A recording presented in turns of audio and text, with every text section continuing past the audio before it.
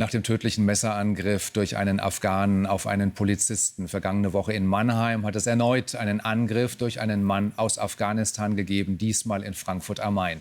Dort attackierte ein Afghane eine Frau mit einem Cuttermesser. Er habe ihr plötzlich in den Kopf und in den Hals gestochen, teilte die Staatsanwaltschaft mit. Die 41-Jährige saß am Mainufer auf einer Parkbank, als der 19-Jährige sie attackierte. Die Frau konnte zunächst fliehen, stolperte aber, worauf der Angreifer erneut auf sie losging. Als Zeugen herbeieilten, flüchtete der Täter, wurde aber wenig später von der Polizei in einem Gebüsch entdeckt.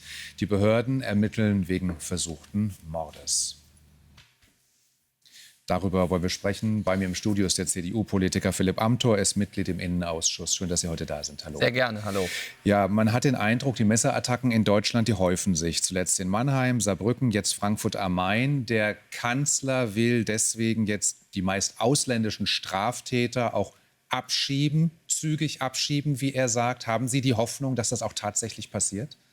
Man muss zunächst feststellen, dass wir in Deutschland ein gravierendes Problem haben mit immer weiter zunehmender Messerkriminalität, auch mit Ausländerkriminalität in Deutschland. Das ist ein großes Problem und da helfen jetzt die immer selben Ankündigungen nicht, sondern es braucht wirklich ein erkennbares Handeln des Staates. Wir müssen die Kontrolle zurückgewinnen im Kampf gegen die Kriminalität, aber auch in der Frage der Ordnung und Steuerung von Migration. Dem Bundeskanzler und seiner Ampelkoalition gelingt das offensichtlich nicht. Und alle Ankündigungen, die sowohl der Bundeskanzler als auch die SPD-Innenministerin Nancy Faeser in den vergangenen Monaten immer wieder nach solch schlimmen Anlässen dann in den Raum stellt, diese Ankündigungen sind in der Regel wirkungslos verhallt. Also die Frage zum Beispiel, endlich die Migration zu steuern durch ein Drittstaatenmodell. Da wird geprüft und es passiert nichts. Bei Abschiebungen verspricht Frau Faeser seit Monaten, dass sie einen Weg zeigen will, um auch nach Afghanistan in andere Länder abzuschieben. Passieren tut nichts. Und deswegen muss man sagen,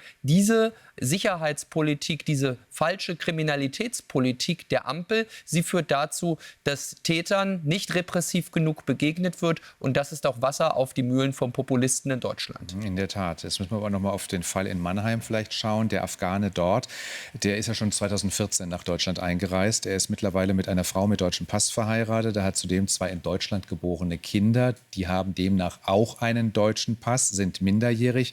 Nach der jetzigen rechtlichen Lage könnte ein solcher Mann gar nicht abgeschoben werden, oder? Das ist wahr, aber es ist auch ein passendes Beispiel dafür, dass es inakzeptabel ist, dass unsere Asylverfahren viel zu lange dauern und dass sie im Falle der Ablehnung oft dazu führen, dass dann trotzdem nichts passiert.